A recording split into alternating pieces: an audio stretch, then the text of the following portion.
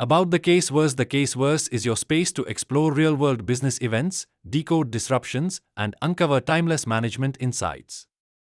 Our mission: build critical thinking, scenario analysis, strategic perspective, and sound decision-making, the foundations of leadership excellence. Each video presents a case from current business reality, distilled into clear narratives and linked to proven management frameworks. Whether you're a student, teacher, manager, entrepreneur, or thought leader, the Case Verse helps you analyze, reflect, and stay ahead with actionable insights. Here, business is not just studied, it's experienced, questioned, and reimagined. Join our community where every case holds a verse, and every verse shapes the future of business. Shankh Air, taking flight in India's skies. Courses for discussion. The case is suitable for use in the subjects of marketing management, operations management, business strategy, channel strategy. Target audience. The case has been designed for audience encompassing MBA students, management scholars, teachers, strategy enthusiasts, market strategy enthusiasts, aviation sector enthusiasts, business leaders, strategic thinkers. Case domains. This case encompasses the domains of marketing, operations, and strategy. Theoretical lens framework applied. This case leverages Business Model Canvas by Alexander Osterwalder. The said frameworks can be used to analyze and interpret the scenario.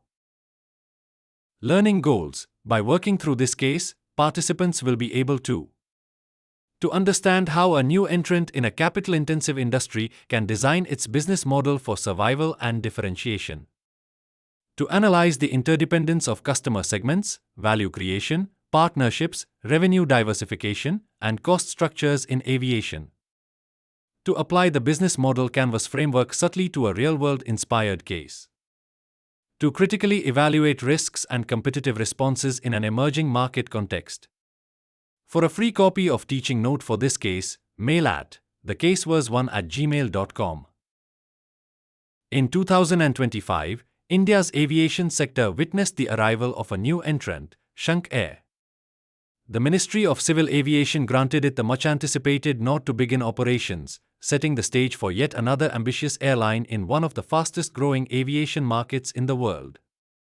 The announcement was met with curiosity, cautious optimism, and questions about how Shankh Air would differentiate itself in a market where competition is fierce, costs are unforgiving, and survival depends on razor-thin margins.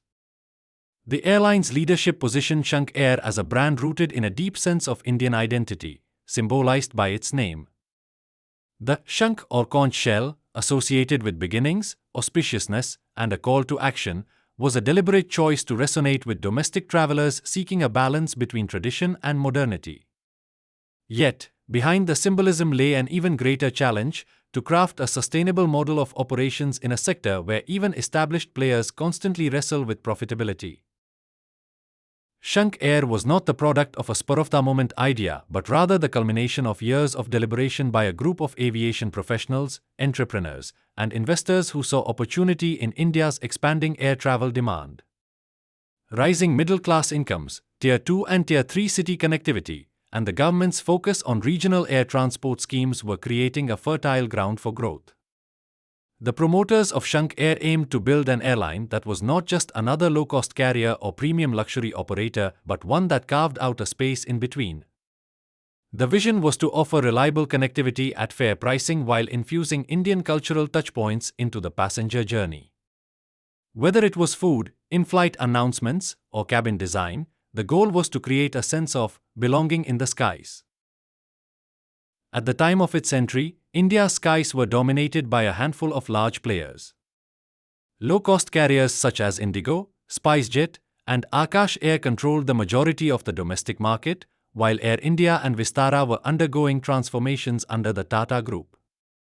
The environment was both challenging and inviting: challenging because the barriers to profitability were high, inviting because demand forecasts indicated double-digit annual growth in domestic passenger numbers over the next 5 years. Shankh Air's leadership understood that standing out required more than just cheaper fares. Price wars had already eroded the margins of existing carriers, and many smaller airlines had perished trying to fight on cost alone. What India's growing passenger base sought, particularly outside the major metropolitan hubs, was reliability, consistent service quality, and an experience that felt personalized rather than transactional. At the heart of Shankh Air's proposition was a promise of dependability. Delays and cancellations had become frustratingly common across the industry, and travelers often placed punctuality above luxuries. Shankh Air positioned itself as an airline where, on time, every time, was more than a slogan. To achieve this, the airline invested early in operational planning, ground handling efficiencies, and partnerships with technology providers for predictive maintenance systems. Alongside punctuality, Shankh Air sought to integrate subtle cultural nuances into the journey.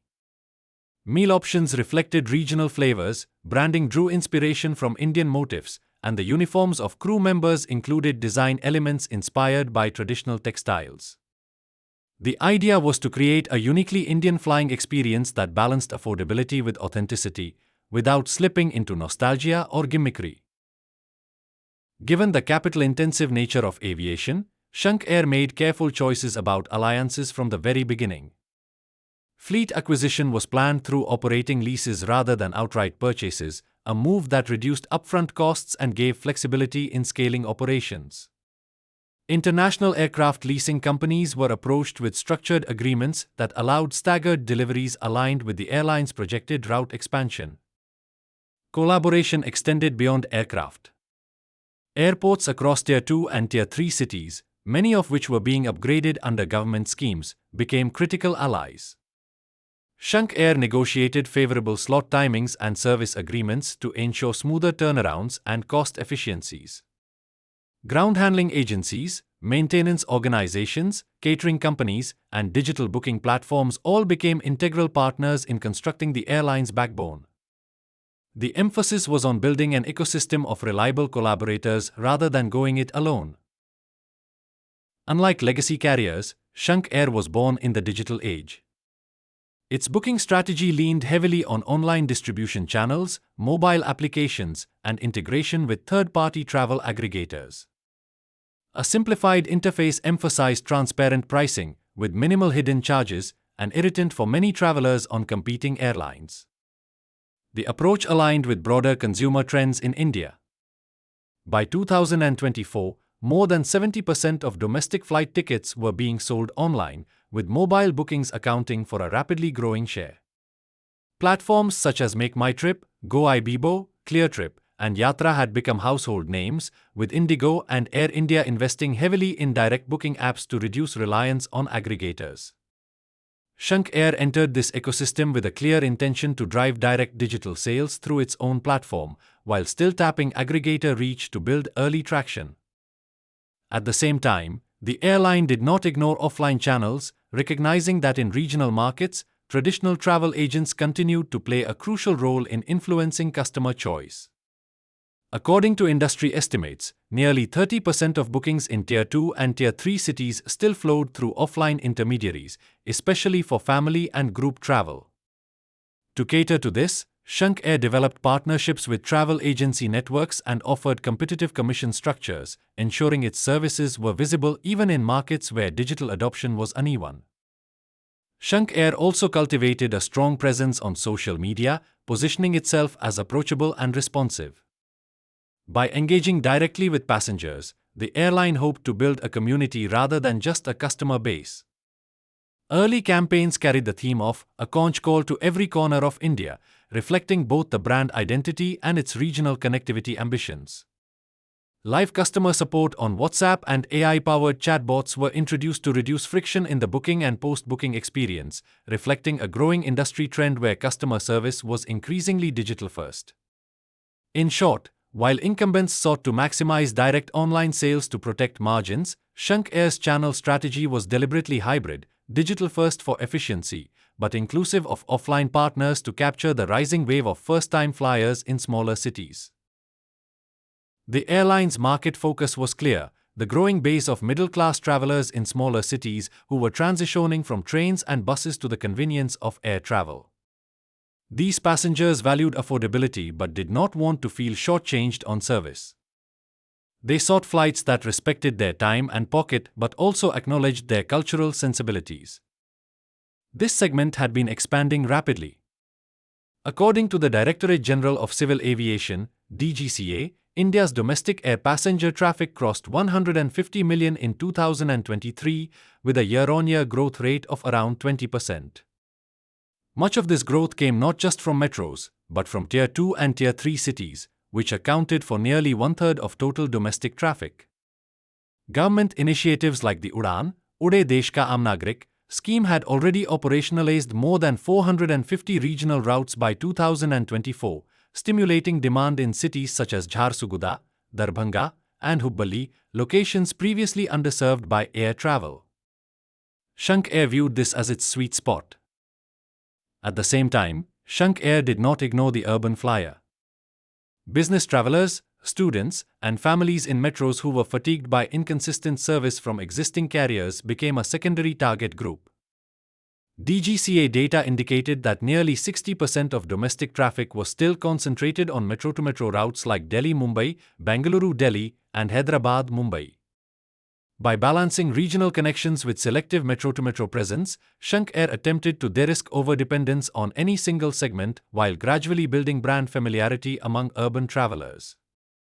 A smaller but notable segment was the first-time flyer. India's rising disposable incomes and aspirational middle class meant that millions of people were taking their first flight every year. This group often displayed high brand loyalty if their initial experience was positive, but equally could be discouraged by confusing pricing or poor service. Shankh Air's emphasis on transparency and reliability aimed squarely at winning over this demographic, positioning the airline not just as a transport service but as a trustworthy first gateway to aviation. Ticket sales remained the primary income stream, but Shankh Air understood that survival in aviation required more than fare revenue. From the start, ancillary services were built into the design. Options for pre-booked meals, seat selection, priority boarding, and additional baggage allowances were offered in a tiered manner. The airline also introduced subscription-style products for frequent flyers from smaller towns, allowing them to lock in predictable travel costs. Cargo services, particularly on regional routes, presented another avenue. Many of the smaller cities had growing e-commerce penetration, and reliable air freight connections to metro hubs were in demand. Shankh Air integrated limited cargo capacity into its passenger flights, ensuring a supplementary revenue flow without significant additional costs. The flip side of revenue was, of course, managing costs in an industry where fuel prices, maintenance, and airport charges could make or break a company. Shankh Air's decision to lease rather than purchase aircraft was partly driven by cost containment. By selecting a standardized fleet of narrow-body aircraft, the airline reduced complexities in training, maintenance, and operations. Fuel efficiency was emphasized by opting for newer generation aircraft with lower emissions and better consumption metrics. This focus was critical, given that aviation turbine fuel, ATF, typically accounted for 35–40% of an Indian airline's operating expenses, one of the highest proportions globally due to high state-level taxes. Fluctuations in international oil prices or domestic tax regimes could immediately destabilize cost projections, a reality that Shankh Air's planners had to hedge for from day one. On the ground, airport-related charges were another significant burden. India's metro airports like Delhi and Mumbai levied among the highest landing and parking fees in Asia, eroding margins further. Shankh Air sought to contain these by prioritizing secondary airports, Hyderabad over Bengaluru for certain routes or Lucknow over Delhi, where possible. These airports not only offered lower charges but also faster turnaround times, which directly improved aircraft utilization. Fleet leasing expenses represented another major cost head. In India, almost 80% of commercial aircraft were on operating leases, with monthly lease rentals typically ranging from $300,000 to $400,000 per narrow-body aircraft. For Shankh Air, this meant structuring lease agreements carefully to align aircraft induction with route profitability. Longer-term agreements provided lower monthly outgo but carried the risk of excess capacity during downturns, while shorter leases provided flexibility at the cost of higher rates. Staffing and training, though smaller in proportion compared to fuel and leases, were not insignificant. With a lean organizational structure, Shankh Air aimed to keep employee costs at around 10-12% of operating expenditure, comparable to Indigo, which was considered the benchmark for cost discipline in the Indian market. Automation of processes such as crew rostering, passenger check-in, and revenue accounting further helped reduce overheads. Digital investments were viewed not as expenses but as long-term cost savers. By migrating most customer transactions online, Shankh Air cut distribution costs that traditionally ranged between 3-5% of ticket value when routed through agents. Where offline channels were necessary in regional markets, commissions were negotiated competitively, ensuring costs did not spiral disproportionately. The overarching philosophy was clear: in an industry where average domestic yields in India hovered around 4-5 per passenger kilometer, cost control was not just a discipline but a survival mechanism. Shankh Air's management knew that its ability to remain in the sky would depend less on the grandeur of its branding and more on the ruthless efficiency of its cost architecture. Despite careful planning, Shankh Air's journey was not without hurdles. The first challenge was skepticism, both from potential passengers and industry observers. Many pointed to the long list of defunct Indian airlines such as Kingfisher, Jet Airways, temporarily grounded before its revival attempts, and regional operators that never achieved scale. Convincing investors, partners, and even employees that Shankh Air was not destined for the same fate required constant communication and delivery on promises. Operationally, the unpredictable nature of fuel costs posed another risk. Even with hedging mechanisms, volatility in global oil markets threatened the cost structure. In addition, while regional airports were growing, infrastructure gaps still existed, ranging from ground handling capacity to passenger amenities. Shankh Air had to balance its expansion with the realities of uneven regional infrastructure. Established carriers did not watch quietly. As Shankh Air announced new routes, especially in underserved regional sectors, competitors quickly deployed additional capacity to defend their turf. Price cuts followed, testing Shankh Air's ability to maintain yields. Some large carriers even leveraged their loyalty programs and scale advantages to retain passengers who might otherwise have shifted. In India, such responses were not unprecedented.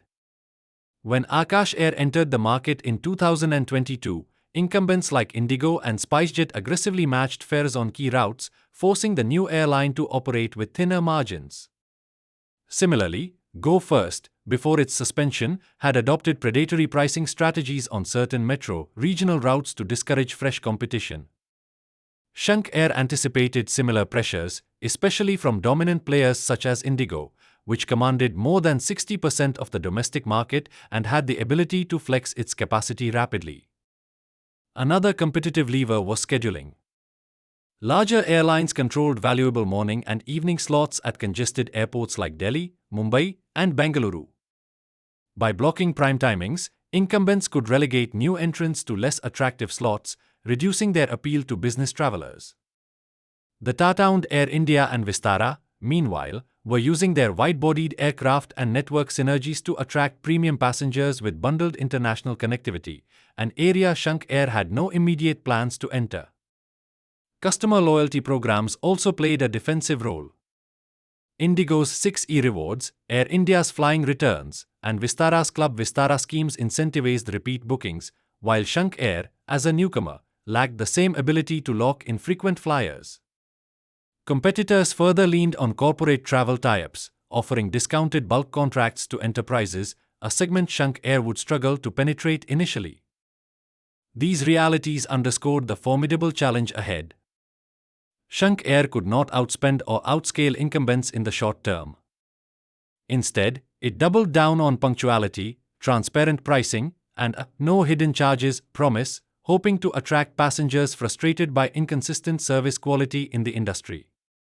The leadership recognized that building reputation and trust, rather than chasing price wars, would be the only sustainable path to establishing itself. With the ministry's nod, Shankh Air's inaugural flights were scheduled within months. The early years would be critical in proving the sustainability of its model. Scaling without overstretching, building trust among passengers, and maintaining financial discipline were the three pillars upon which its survival would depend. The airline's strategy suggested an awareness of these dynamics. By rooting itself in cultural resonance, building strong operational alliances, diversifying income, and watching costs with hawk-like precision, Shankh Air aimed to avoid the pitfalls that had doomed many predecessors. Yet, the path forward remained uncertain in an industry known for turbulence both literal and metaphorical. The story of Shankh Air was just beginning. The ministry's green light was the first step in a long and demanding journey. For students of business and aviation alike, the case posed intriguing questions. Could a new airline truly differentiate itself in one of the world's toughest markets? Could cultural resonance and operational reliability translate into a sustainable advantage? Or would Shankh Air become another entry in the long list of ambitious but short-lived carriers? As India's skies continued to expand, the answers would emerge not just in boardrooms and policy corridors, but in the lived experiences of passengers boarding Shankh Air flights, waiting to see if the conch call could indeed herald a new era of Indian aviation. About the case, author Dr. KBS Kumar is an award-winning management author and educator with over 100 published case studies across business domains and more than 20 international accolades in case writing. A seasoned trainer and mentor, he has guided corporate leaders, academics, and students in mastering case writing and case-based learning, blending academic rigor with practical insights.